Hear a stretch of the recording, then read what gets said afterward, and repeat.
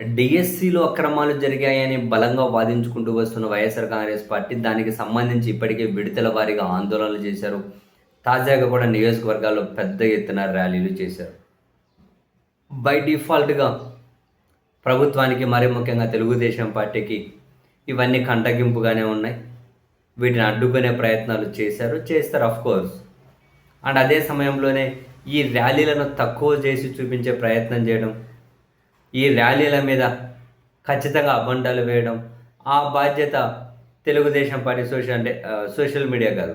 వీళ్ళ front line media అనబడేది పత్రికలు, TV ఛానళ్ళే ఆ బాధ్యత తీసుకుంటాయి. అందులో కూడా ఏమీ ఆశ్చర్యం లేదు. ఎందుకంటే ఇక్కడ రాష్ట్రంలో మీడియా అనబడేది ఏమీ ఎక్కడా లేదు.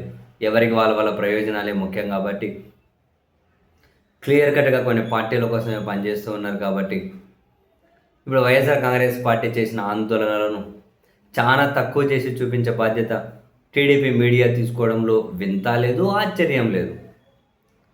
ఈ క్రమంలో వాళ్ళు ఈరోజు పత్రికల్లో రాసుకుంటూ వచ్చిన కొన్ని వ్యాఖ్యలు మాత్రం తీవ్ర అభ్యంతరకరం. ఎందుకంటే వీళ్ళు నిర్వహించిన ర్యాలీల్లో కొందరు విద్యార్థులు రోజువారీ కూలీలుగా వచ్చారట విద్యార్థులు. కొన్ని చోట్ల ఇంటర్ విద్యార్థులు కూడా కూలీలుగా వచ్చారట. ఇది కరెక్టా?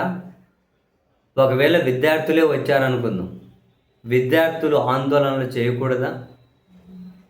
ఈ నిరసనలో విద్యార్థులు పాల్గొనకూడదా? డిఎస్సికి సంబంధం లేని విద్యార్థులు, ప్రస్తుతం చదువుకుంటున్న విద్యార్థులు కూడా వచ్చారట. వాళ్ళను కూలీలు అని సంబోధిస్తూ ఉన్నారు. అంటే ఎక్కడైనా ఒక రాజకీయ పార్టీ ఆందోళన కార్యక్రమం చేస్తే, ఇప్పుడు జగన్మోహన్ రెడ్డి గారు ఒక దగ్గర రైతుల గురించి మాట్లాడారు అనుకుందాం, లేకపోతే అధికారంలో లేనప్పుడు చంద్రబాబు నాయుడు గారు రైతుల గురించి మాట్లాడారు అనుకుందాం. అంటే ఇప్పుడు వీళ్ళు వెళ్ళి పొలంలోకి వెళ్ళి మడకతున్నారా? శని చెట్లు పీకి శనిక్కాయలు పీకాలా? లేకుంటే వరికి నాట్లు వేయాలా?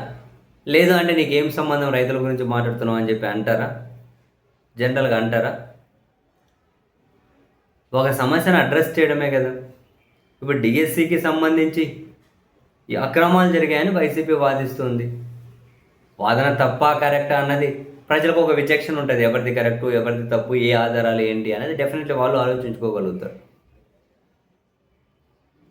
సో వాళ్ళు అక్రమాలు జరిగాయి అంటూ ఉన్నారు. ఒకవేళ నిజంగానే డిఎస్సిలో నష్టపోయిన అభ్యర్థులు ఉన్నా కూడా ఇప్పుడు ప్రభుత్వానికి వ్యతిరేకంగా ధైర్యంగా వచ్చి చెప్పగలిగే ఆ స్పేస్ ఉండాలి కదా వాళ్ళకు. వాళ్ళు మాత్రమే చెప్పుకోవాలి వాళ్ళకి జరిగిన నష్టం, కష్టం ఉంటే.